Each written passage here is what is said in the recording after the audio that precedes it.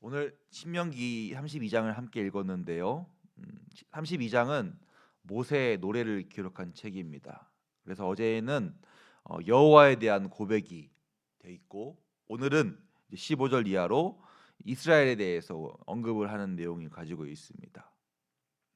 여스룬이라는 말로서 그 말을 시작하는데, 여스룬이란 말은 온전하고 의로운 자라는 뜻을 가지고 있습니다. 그래서 하나님과 친밀한 관계를 맺은 이스라엘을 가리키는 시적인 명칭이 바로 여스룬입니다. 그런데 그 여스룬이 어떻게 지금 하고 있습니까? 기름지매라고 하고 있죠. 기름지매라는 것은 흔히 여러 가지 표현들이 있겠지만, 우리의 어떤 관점에 볼 때는 마치 혈관에 기름이 끼듯, 그래서 피가 잘 안 통하듯이, 그런 것처럼 하나님과 이스라엘의 관계 속에 그 통로가 다른 것에 막혀 있어 가지고 하나님과 이스라엘이 제대로 교제되지 않는 그런 것으로서 해석하면 또 좋을 것 같습니다. 그 이스라엘이 하나님을 저버리고 배반하는 것이 15절부터 18절까지 내용이 되어 있습니다. 그러면서 여러 가지가 있겠지만 18절에 이렇게 말하고 있죠. 내가 하나님을 잊었도다라고 하고 있습니다.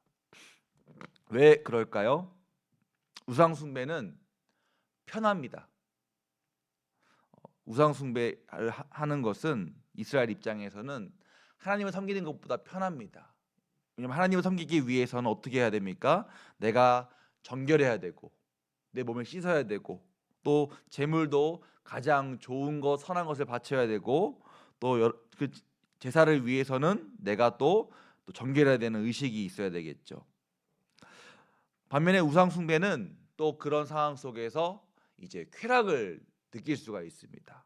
예를 들어서 여러 신 중에 남신과 여신이 있습니다. 그래서 흔히 남녀가 함께하는 그러한 것처럼 남신과 여신이 함께할 때에 비가 내린다라는 어떤 우상 숭배의 질서에 따라서 이스라엘도 남자 이스라엘 사람들과 또 그 이방 신전에 섬기는 여자와 함께 관계를 맺는 그런 것을 통해서 쾌락을 추구합니다. 하지만 반대로 하나님에 대한 제사는 더욱더 거룩해야 하죠. 그런가 하면 또 우상 숭배는 인간 중심입니다. 사람이 사람을 위해서 제물을 바칩니다. 무슨 신이시여 우리의 어떤 농사와 모든 것을 잘 되게 하소서. 하지만 하나님에 대한 제사는 인간이 아니라 하나님만 그 제사와 예배의 중심이 되십니다. 또한 우상 숭배는 신에게만 제물을 바치면 다 끝입니다. 그러나 하나님에 대한 제사는 하나님께 예물을 드리고, 계속해서 또한 내가 수확한 것에 11조를 드리고, 또한 수확한 것을 가지고 여러 가지 또 화목제와 등등 제사를 드려야 되는 또 여러 가지 또 단계가 있죠. 이처럼 인간이 보기에 인간이 더 좋은, 더 편한, 더 수월한, 또 인간에게 남을 수 있는 것을 택하여서 그들이 하나님을 배반하는 것이 이렇게 15절 18절 말씀에 기록이 되어 있습니다. 그러자 또 하나님께서 어떻게 하십니까? 분노하시죠. 그들의 죄에 대해서 하나님은 그들을 재앙을 내려 주십니다.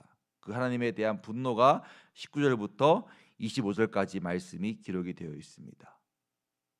또 그런가 하면 하나님께서는 그 모든 재앙으로 그들을 멸하시는 것이 아니라 오히려 그들을 깨닫게 하시는 것이라고 20절 이하의 말씀으로 이렇게 보여주고 있습니다. 그 하나님의 그 징계는 일정한 선이 있습니다. 기준이 있습니다. 그 중에 대표적인 것이 하나가 뭐냐면은 이스라엘을 심판하기 위해서 그 주변 이방 민족들로 하여금 이스라엘을 치게 하시는데, 그런가 하면 그 이방인들이 마치 자기들이 잘해서 이스라엘을 치는 것으로 오해하지 않게 하십니다. 즉 이방인의 교만을 허락하지 않으십니다. 이 당시에 신의 개념은 그 민족과 지역마다 신들이 있습니다. 그래서 예를 들어서 이스라엘은 산지가 많으니까 그 이스라엘의 하나님은 보통 산의 신으로 믿고 있었고요. 그 외에 또 평지에 있는 이방인들은 자기들의 신을 평지의 신으로 믿었습니다. 그러다가 그들이 전쟁을 하게 될 때에 이방인의 입장에서는 우리의 신이 하나님보다 더 강하다라고 생각하기도 합니다. 승리하게 되면은요. 그래서 하나님께서는 그런 그들의 어떤 오해와 교만을 허락하지 않으십니다. 그 27절 말씀이죠. 그들이 우리가 더 높기 때문에 하나님을 이긴 것이다라고 하나님이 오해하지 않게 그들을 오히려 또한 그들 다스리고 계십니다.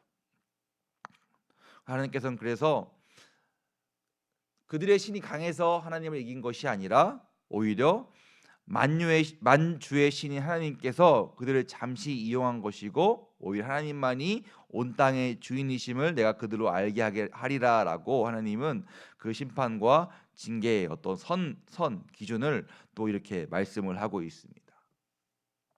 오늘 말씀을 통해서 우리가 깨달아야 될 것이 있는데요. 하나님께서 왜 이토록 택한 이스라엘을 또 이렇게 혹독하게 징계하실까요?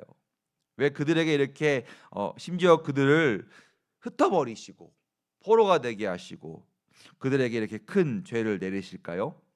그만큼 죄를 짓지 말라는 것입니다. 그만큼 하나님께서 이처럼 죄의 벌이 무섭기 때문에 그들로 하여금 돌아오라고 말씀을 하고 있는 것입니다. 성도 여러분, 우리가 죽어서 갈 곳은 딱 한 군데입니다. 천국이죠. 하지만 또 그 반대로 지옥이라는 영원한 심판이 있습니다. 왜 지옥이 있을까요? 하나님께서 왜 사랑하는 우리에게 천국만 만든 것이 아니라 왜 또 지옥이라는 그것도 영원한 심판을 만드셨을까요? 그만큼 인간의 죄는 하나님과 우리를 멀어지게 하기 때문에 그 죄의 무서움을 경고하고 또 그 죄의 끔찍함을 보여주기 위해서 그 죄를 회개하지 않는 자에게는 영원한 심판의 장소가 있다는 것을 우리에게 알려주고 있기 때문입니다. 또한 죄를 가진 사람은 결코 하나님과 함께할 수 없기 때문에 그 죄를 회개하지 않는 자의 영원한 장소를 또한 마련하셨습니다.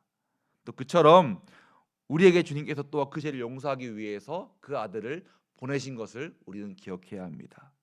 즉 하나님 우리 사랑하시기 때문에 그 죄로부터 돌아오게 하시는 그 아들의 용서와 또한 하나님께서 그 죄의 심판을 우리로 하여금 보게 하심으로써 이 죄를 다 버리고 아버지께로 오게 하게끔 하시는 하나님의 그 사랑과 은혜라는 것을 우리는 기억해야 할 것입니다.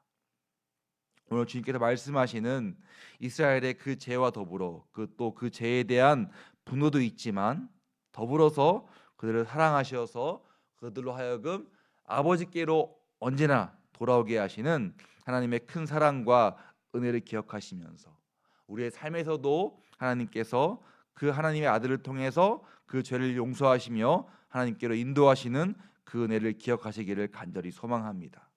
아울러서 또한 우리 주변에 있는 가족과 친지 가운데 아직도 하나님을 깨닫지 못하고 그 죄에 있는 그들을 하여금 그들이 주님을 깨닫고 주님께 돌아올 수 있도록 또 우리가 그들에게 하나님의 사랑을 증거하는 도구로 쓰임 받게 해달라고 기도하시는 오늘의 하늘이 되기를 간절히 소망합니다. 기도하겠습니다.